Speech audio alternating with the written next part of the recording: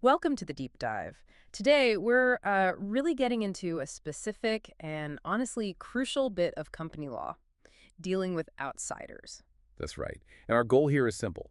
We want to take the material you're working with, boil it down, and really focus on the absolute must-know concepts, cases, rules, all to help you get a solid grip on it for your exams. Yeah, this is all geared towards you, and we should definitely give credit where it's due. Absolutely. A big thank you to the University of London for making these excellent study materials available.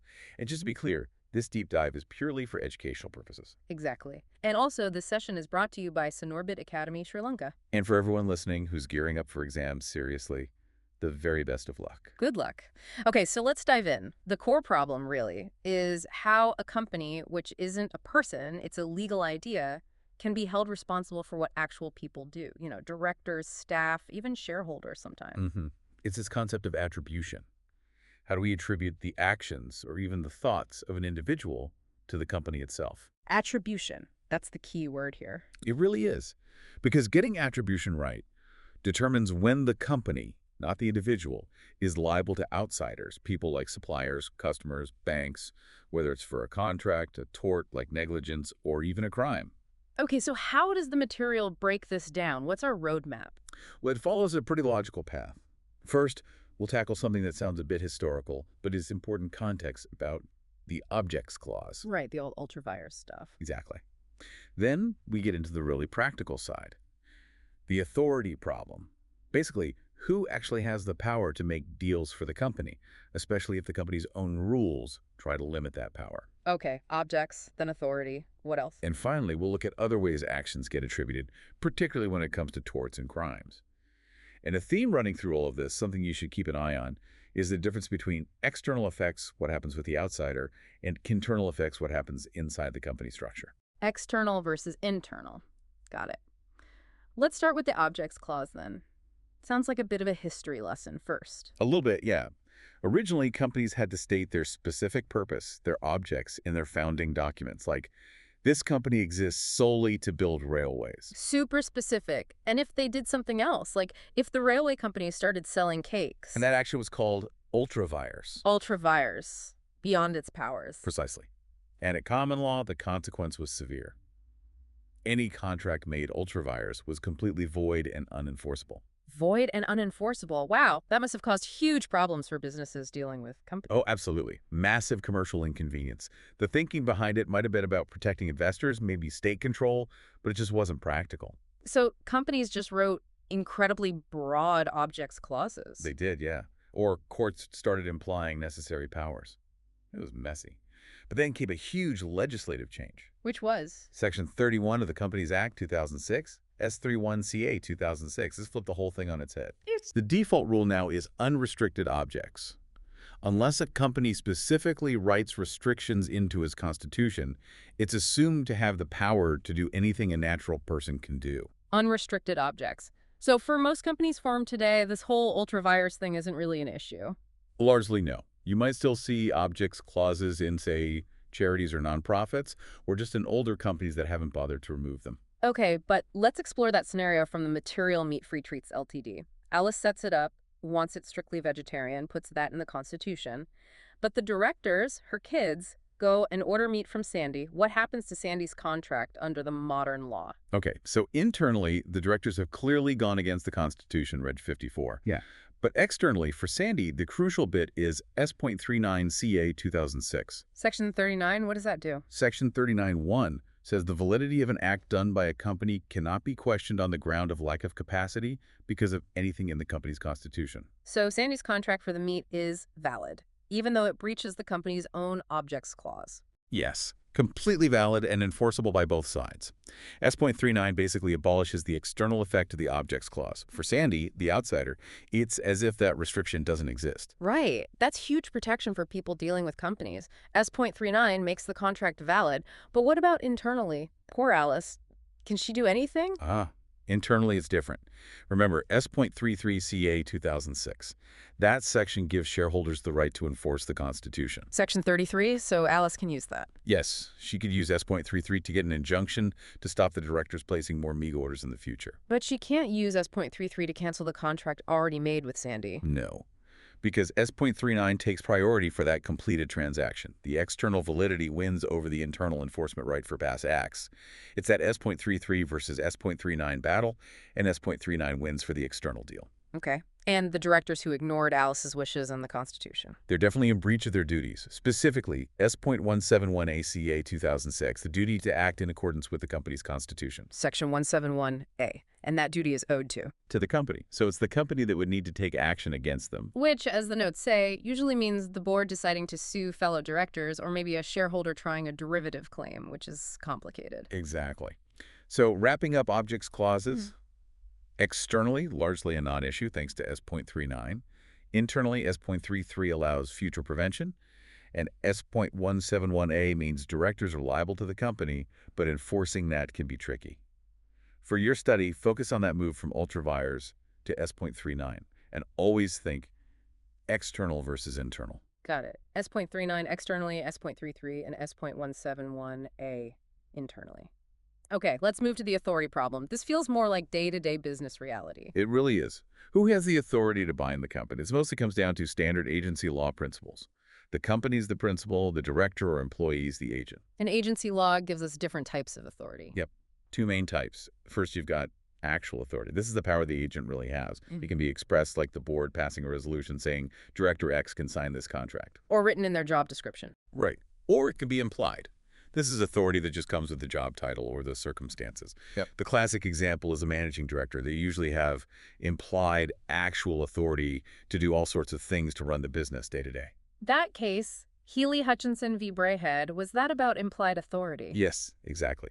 Healy Hutchinson, where someone acted like an MD, the board knew it, and so he was found to have implied actual authority. Okay, so actual authority express or implied, what's the other type? Apparent authority, sometimes called ostensible authority. This is a bit trickier. It's where the agent doesn't have actual authority, but the company the principal represents or hold out to the outsider that the agent does have authority. So the company leads the outsider to believe the person has power, even if they don't internally. Precisely. The key ingredients are a representation by someone with actual authority and the outsider relying on that representation. Freeman and Lockyer v. Buckhurst Park Properties is the big case here. Freeman and Lockyer. And MCI WorldCom is mentioned, too. Yes. MCI WorldCom International Inc. v. Primus Telecommunications Inc., another important one on apparent authority. Okay, so that's agency law, actual and apparent authority. But where does company law complicate things? The complication comes when the company's own constitution, its articles, puts a limit on someone's authority. Let's take the example. The articles say any director needs shareholder approval for loans over £50. Right, so a director might normally have implied authority to take out loans, but the Constitution restricts it above that amount. Exactly. Now, if a director signs a £100K loan with any bank blank without getting that shareholder approval, they lack actual authority because they've breached the constitutional limit. And historically, that was a problem for any bank, because they were supposed to know the company's rules. Yes, under the old, quite harsh doctrine of constructive notice. Outsiders were treated as knowing the public contents of the company's constitution, including any limits on authority. Constructive notice, so any bank would be stuck. Potentially, yes. It was very commercially awkward, which led the courts to develop a common law protection. Which is the indoor management rule, from Royal British Bank v. Turquoise. That's the one, Royal British Bank v. Turquoise. The indoor management rule. It basically says outsiders dealing with the company are entitled to assume that the internal procedures and rules have been followed correctly. They don't need to check if the internal permissions were actually obtained. Okay, the Turquoise rule helps. Yeah. Assume the internal stuff is sorted. But the material suggests even Turquoise wasn't a complete fix. It had its own limitations and exceptions, yes. So, Parliament stepped in again with a much stronger statutory protection for outsiders. And this is really key. Which is? Section 40 CA 2006, S40. Okay, what does S40 do? Section 41 is the powerhouse. It says that in favor of a person dealing with a company in good faith, the power of the directors to bind the company is deemed free of any limitation under the company's constitution. Deemed free. So, for any bank dealing in good faith, with our director borrowing a £100 K, that £50 limit in the articles, it just doesn't count. Externally, for any bank, it's gone, wiped away by S40. Wow, and what about good faith? How does that work? Well, S.42b is crucial here. The outsider is presumed to be acting in good faith, and this is the really powerful bit. They are not treated as acting in bad faith just because they knew the act was beyond the director's powers under the Constitution. Hold on. So any bank could know the articles require shareholder approval for that 100-pound K loan, see that it probably wasn't obtained, but still rely on S.40 as long as they were generally acting in good faith. Yes, that's the punchline of S.40. Yeah. It provides very strong protection externally, prioritizing commercial certainty over internal constitutional rules, even if the outsider knows about the rule. Okay, that is a massive protection. What if the outsider is actually a director themselves or connected to one? Does S.40 still apply? Good question. Section 41 CA 2006 deals with this. If the person dealing with the company is a director or someone connected to a director, S.40 still applies, so the transaction is initially valid and binding. However, S.41 makes the transaction voidable at the company's option. Voidable, meaning the company can choose to undo it. Like in that Choristers Ltd example, Activity 13.3, where Director Abex sold land to the company, S.40 makes it valid, but S.41 means the company might be able to void it because she's a director. Exactly that. Section 41 introduces that voidability for insider transactions. Okay, so S.140 provides massive external protection, deemed free of limits, good faith presumed, even knowledge isn't bad faith on its own. Section 41 makes it voidable for insiders. What about the internal consequences again? Can shareholders use S.33 to enforce the constitutional limit, like the 50K loan cap? They can try, yes. Section 33 still allows shareholders to bring proceedings to enforce the Constitution, maybe get an injunction to stop a future breach, but just like what objects clauses, S.4 limits this for past acts. Section 4 says a shareholder cannot challenge an action that's already been done if it's fulfilling a legal obligation that arose from a previous act protected by S.41. So once any bank has the signed 100-pound loan agreement, protected by S.41, a shareholder can't use S.33 to stop the company paying any bank back because that payment is fulfilling the obligation under the protected agreement. Precisely. Section 4.4 again prioritizes the external obligation created under S.41 over the internal S.33 enforcement right for completed deals. Look at Activity 13.4.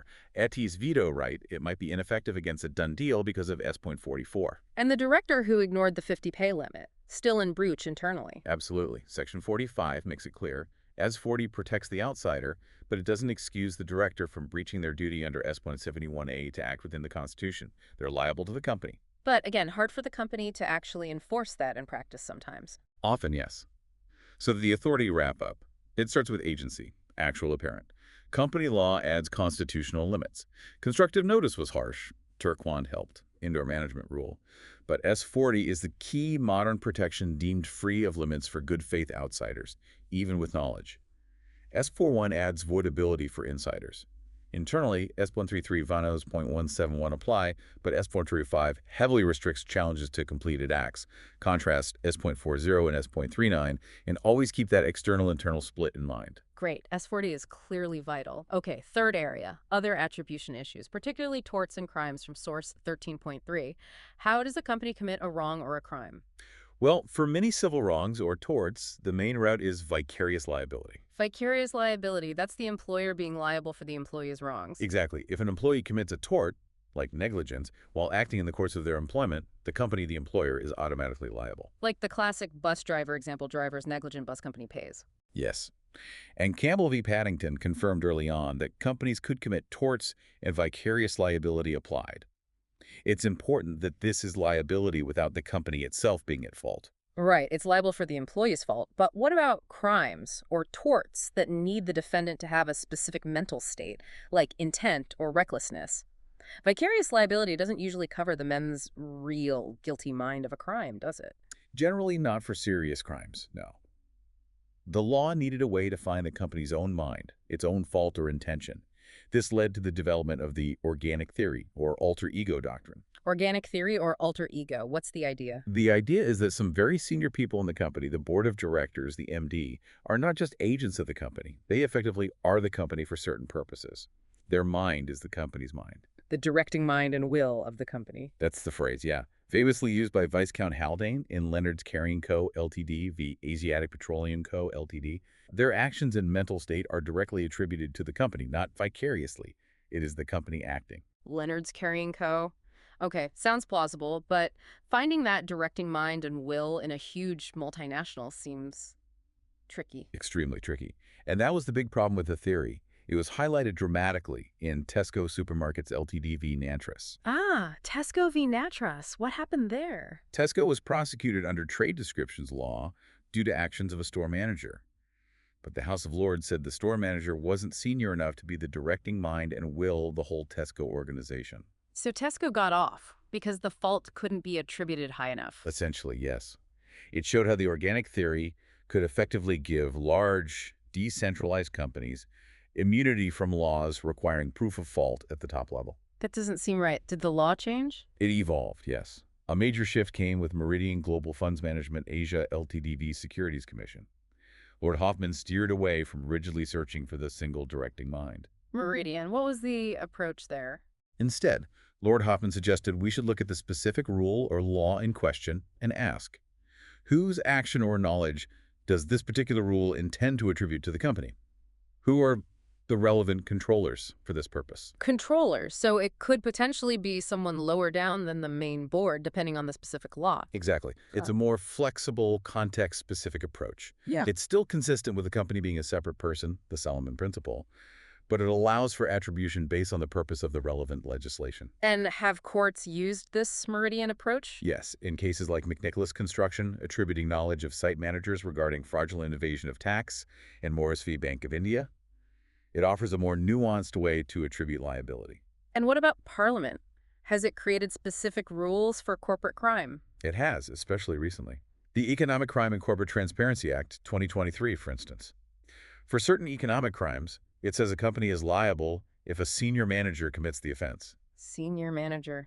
That sounds broader than directing mind and will. It is intended to be, yes, making it easier to hold companies accountable for those specified crimes. And what about corporate killing? That was notoriously difficult to prosecute, like in the P&O European Ferries case. Very difficult under the old directing mind test. That difficulty directly led to the Corporate Manslaughter and Corporate Homicide Act 2007. The 2007 Act. How does that work? Does it use Meridian? It actually creates a distinct offense. It doesn't rely on attributing an individual's guilt. Instead, a company is guilty if the way its activities are managed or organized causes a death and amounts to a gross breach of a relevant duty of care owed to the deceased. It focuses on management failure at a senior level. Management failure, so it's about systemic issues rather than finding one guilty mind. Precisely. It's a different basis for liability altogether for that specific serious offense. So for attribution beyond contract, vicarious liability for many torts, Campbell. For fault intent, we moved from the tricky organic theory, Leonard's Tesco, towards the more flexible Meridian controller approach. And specific statutes like ECCTA 2023 and CMCA 2007 create targeted rules for certain crimes. Okay, that's a lot to take in. So bringing it all together, if you're studying this for an exam, where should you really focus your energy based on this material? Right, key takeaways for studying. First, really understand those three core problems we discussed: the objects issue, the authority issue, and the issue of attributing fault or intention for torts and crimes. And for each one, trace the story. Common law, the problems it caused, key cases, and then the statutory fixes. Exactly. Know the journey and be really clear on what the key statutes do, just to recap them quickly. S.31 default unrestricted objects. S.39 kills the external effect of objects clauses. S.40 massive protection for outsiders against authority limits. S.41 makes S.40 deals voidable for insiders. S.33 shareholder enforcement right. S.171A director's duty to follow the Constitution. ECCTA 2023 senior manager liability for some crimes. CMCHA 2007 corporate manslaughter via management failure. And the cases. Link them in your mind. Turquan indoor management. Campbell vicarious liability. Leonard's organic theory start. Tesco organic theory problems. Meridian the flexible controller approach. Yes. And maybe the most important recurring theme, especially for problem questions. Nail that distinction between external consequences, how outsiders are protected mainly by S.39 and S.Missouri, and internal consequences, shareholder rights via S.33, director duties via S.171. That split is vital. External versus internal. Drill that one. Absolutely. And finally, you can read about this stuff all day, but you need to practice applying it. The activities in the guide, 13.1 to 13.5, are great for that. And definitely work through the sample examination question, the Lawless LTD scenario. Right, that re-loss question looks like it pulls everything together. Ian's authority is it actual apparent. Mark's objection about the objects clause, what's the effect of S.39 externally, S.33 internally? Beatrice buying the pub despite Mark's veto, that's constitutional limits, S.40, maybe S.41 if she's connected, 0.33, 0.171A. Exactly. Walking through that problem, applying the sections and cases step by step is probably the single best thing you can do to prepare. Focus hard on applying S.4 and on distinguishing the organic theory from the meridian approach for fault attribution. Okay, brilliant. So that's our deep dive into dealing with outsiders. We've looked at how the old ultravires rule via objects clauses was tackled by S.39. We've unpacked the vital protections S.40 gives outsiders dealing with potential authority limits. And we've tracked the evolution of attributing wrongs and crimes, from vicarious liability through the organic theory to meridian and specific legislation. And hopefully you've got a clear sense of that crucial external versus internal split and the key role of statutes like S.39 and S.4 in protecting third parties. Definitely. And maybe a final thought for you to chew on. We've talked a lot about these legal rules for attributing actions to companies, but are they really making the company accountable? Or are they just ever more complex ways to find individuals responsible, hiding behind the corporate structure? Particularly with huge global companies, does the law need to think even bigger about corporate responsibility? Something to ponder, for sure. And once again, our sincere thanks to the University of London for making these fantastic learning resources available. Yes, thank you. And remember, this deep dive was brought to you by Sinorbit Academy, Sri Lanka. To everyone listening and preparing, we really do wish you the very, very best for your exam. Good luck. You can do this.